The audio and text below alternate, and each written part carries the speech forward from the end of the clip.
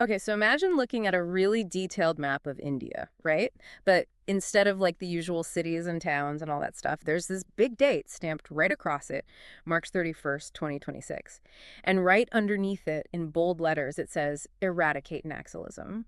It sounds like something out of, one of those super intense spy movies, right? Totally, like Mission Impossible or something like that. Exactly. But believe it or not, this is like a real thing. Yeah. This is an actual objective, a target set by none other than Union Home Minister Amit Shah to totally wipe out Naxalism in India by that date. Wow, that's a pretty ambitious goal. It is. And for those of you who might be like, wait, what's Naxalism again? I'll give you the quick version. In a nutshell. But basically, we're talking about left-wing extremism, or LWE for short. It's this movement driven by, some really deep-rooted inequality. Yeah, economic, social, the whole deal. Yeah, exactly. And it's found a foothold mainly in these marginalized communities that live in some of the most remote and hard-to-reach parts of India. Think dense forests, mountains, places even Google Maps would have a hard time navigating. Those areas can be pretty much cut off from the rest of the country. Yeah. So the big question we're tackling today is whether this deadline, this goal of eliminating Naxalism by 2026, is actually achievable, or if it's just, wishful thinking. Are the numbers backing this up? What's happening on the ground? Is this a realistic target or just political posturing? We're going to dig into all of that today. Right, because there's always the official line and then there's the reality. Exactly. We're going to try to bridge that gap. And by the way, if you're listening to this, you're probably the kind of person who wants to get to the heart of the matter quickly, right? No time for beating around the bush. None whatsoever. So that's exactly what we're going to do. We'll unpack all the complexities and nuances without getting bogged down in endless details. We're going to go deep, but we're also going to keep it moving. I like it. Efficient and informative. That's the goal. All right, so let's jump right into it. The first thing we got to look at is the data rate. And initially, it actually seems kind of promising. We've seen reports of a 25% decrease in violence related to LWE across the country between 2019 and 2024. So that's 501 incidents down to 374. So at first glance, it does seem like things are headed in the right direction. Yeah, it does. It kind of looks like progress, right? Right. But as with most things, it's not quite that simple. You're telling me the numbers never tell the whole story, do they? Exactly. If you look at the years between 2019 and 2024, the trend is actually a bit more bumpy. We saw an uptick in incidents in both 2022 and 2023, with 361 and 413 cases respectively, and then another jump to 485 in 2024. So while the overall 5-year period shows a decrease, the recent numbers are a bit more like a roller coaster. Yeah, it's not a straight line down by any means. Nope, not at all. So how does the government explain this recent increase in violence? Well, they're not exactly seeing it as a setback. Actually, they're spinning it as a sign of their success. Oh, really? How so? Union Minister of State for Home Nityanan Rai has been pretty vocal about this. He basically says that the increase in incidents is actually because security forces are being more proactive. So they're going on the offensive more. Yeah, exactly. They're pushing deeper into areas that were previously considered Maoist strongholds. So naturally, there's going to be more clashes. Makes sense. I guess if you're disrupting their operations, they're going to fight back. Right. And Rai actually had a pretty blunt way of putting it. He said, we're going where they live and they don't like it. Okay, so it's kind of like a we're stirring the hornet's nest situation. Yeah, you could say that. So it's really all about interpretation, right? Exactly. An increase in violent incidents could mean the movement is getting stronger, but it could also mean that security forces are just finally reaching the areas where they operate. So it's not enough to just look at the raw numbers. We need to consider the context, too. Absolutely. Context is key. Here's a thought. Have you ever tried navigating through the Bastar region of Chhattisgarh? I haven't been there personally, but I've heard it's pretty intense. It's not your average tourist destination. Let me tell you. Yeah, I've heard it's like incredibly dense forests sprawling for miles, terrain so challenging that even Google Maps struggles to keep up. Seriously, it's like one of those places where technology just gives up. Yeah, and that kind of environment obviously makes it very difficult for security forces to operate effectively. Right, it's a natural haven for these groups, a place where they can easily hide and evade capture. And it's also the heartland of this whole conflict, right? Yeah, Bastar's ground zero for Naxalism in India. It's where a lot of their leadership is based and where they have the most support among local communities. Speaking of action in Bastar, there was a really intense period of activity back in March of 2025, a whole series of engagements between security forces and Maoists. Yeah, March 2025 was a pretty hot month in Bastar. It kicked off with a major operation on March 20th. Right, in the Bijapur and Kanker districts? Yeah, they hit 2 districts at once. A lot of coordination must have gone into that. Yeah. And the report said that 30 Maoists were killed in that operation. That's a huge number. And it's worth noting that 16 of those killed were women.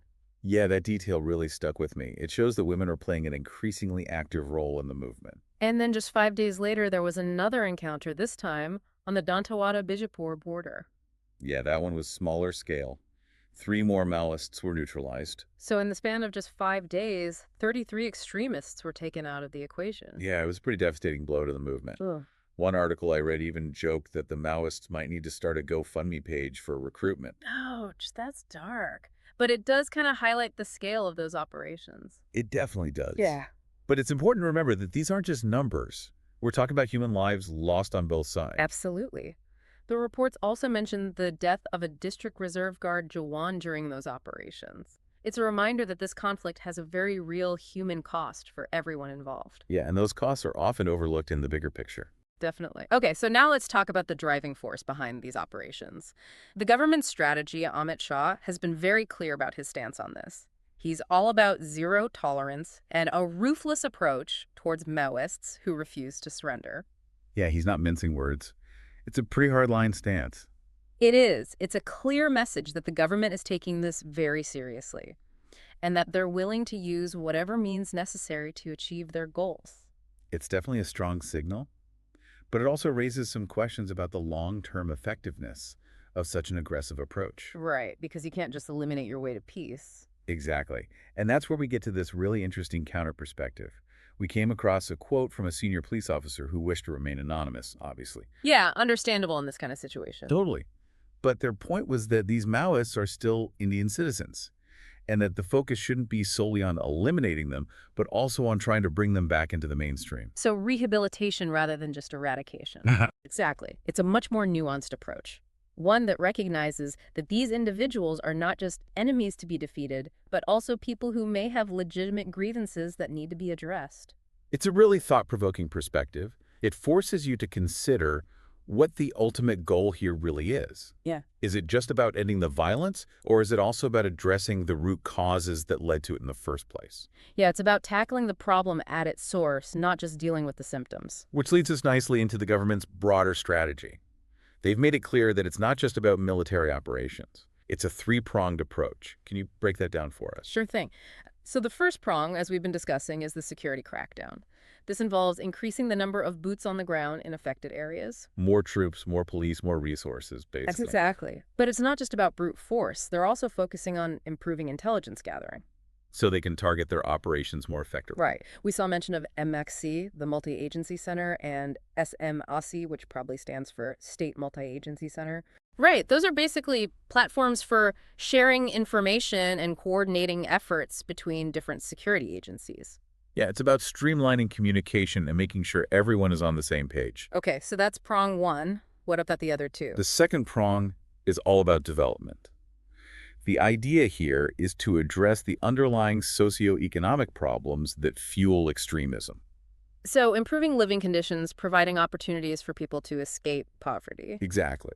They're investing in things like roads, schools, hospitals, infrastructure that can improve people's lives. Because if people have a stake in the system, they're less likely to rebel against it. That's the theory.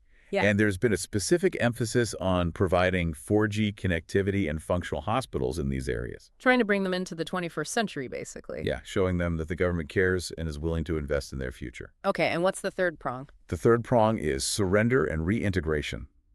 They're offering Maoists a way out, a chance to lay down their arms and rejoin society. It's kind of like an amnesty program. Yeah, exactly. They provide rehabilitation programs, financial assistance, help them find jobs, basically give them a second chance. It's a recognition that not everyone involved in the movement is a hardcore ideologue. Right. Some might have been coerced or forced into joining. So it's about giving them a way out without resorting to violence. Yeah. And it's also a way to weaken the movement from within. Okay, so it's a pretty comprehensive strategy on paper, but how effective is it in reality? That's the million-dollar question. There are definitely signs that it's having an impact. Like the decrease in violence we talked about earlier. Yeah, that's one indicator. Yeah. But there's also been a lot of focus on counter-IED training for security forces. Right, because IEDs have been a huge problem for them in the past. Yeah. Maoists have become experts at using IEDs. They've caused a lot of casualties. So by improving their counter-IED capabilities, the government is hoping to neutralize one of the Maoists' most effective weapons. Exactly. It's about taking away their element of surprise and reducing the number of casualties. Okay, so the strategy seems to be making some headway, but there's still a major obstacle in their path. Madvi Hidma, have you heard of him? Oh, yeah. Madvi Hidma is like a ghost. He's the most wanted Naxal leader in India, and he's been incredibly difficult to catch. Yeah, he's super elusive. He's like the Kaiser Soze of the Naxalite movement. You could say that. He's a master of blending in and disappearing into thin air. And a lot of that has to do with the terrain he operates in, right? We were just talking about how challenging the Basta region is. Yeah, that's his playground. He knows those forests like the back of his hand. He can move through them unseen and unheard. And he likely has a lot of support among the local communities there, too. Definitely. He's been operating in Bastar for years. He's built up a network of loyal followers. So even with the best technology and intelligence, it's still incredibly difficult to track him down. Yeah, he's a real thorn in the side of the government. But there have been reports that local support for the Maoists is waning. Yeah, that's an interesting development. It seems like people are getting tired of the violence and the disruption into their lives. Plus, the Maoists are facing other challenges, too. They're recordedly running low on weapons, and their leadership is shrinking. Yeah, all of those factors combined are putting a lot of pressure on them. So maybe the tide is finally turning. It's possible, Hmm. but we have to be careful about declaring victory too soon. These movements are very resilient. They've survived for decades despite all sorts of challenges.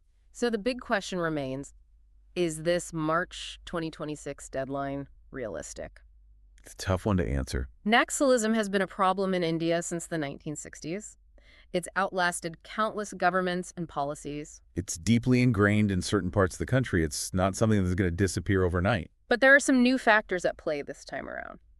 Like what? Well, for one, there's this very clear deadline that's been set by the highest levels of government. Yeah, that creates a sense of urgency and accountability. And the government is also pursuing this multi-pronged approach that we talked about earlier. Right, tackling the issue from multiple angles. Security development reintegration.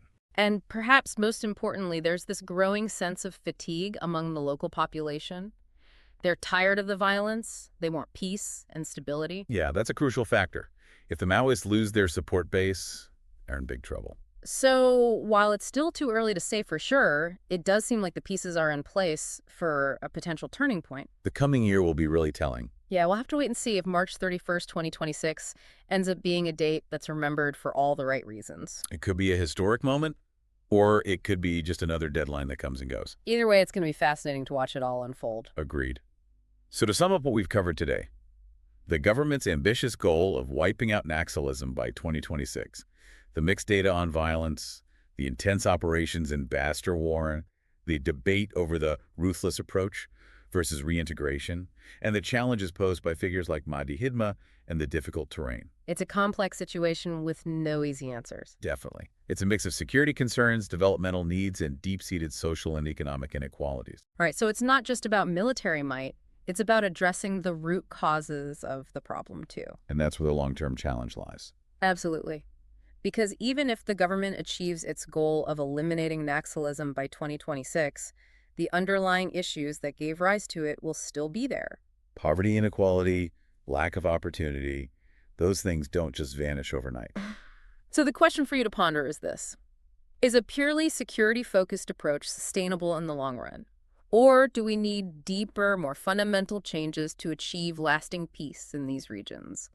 It's something to think about. Food for thought indeed. Well said. And on that note, we'll wrap up this deep dive. Thanks for listening. Thanks for having me. It's been a great discussion. Until next time, folks, stay curious. And stay informed. We'll catch you on the next deep dive. See ya.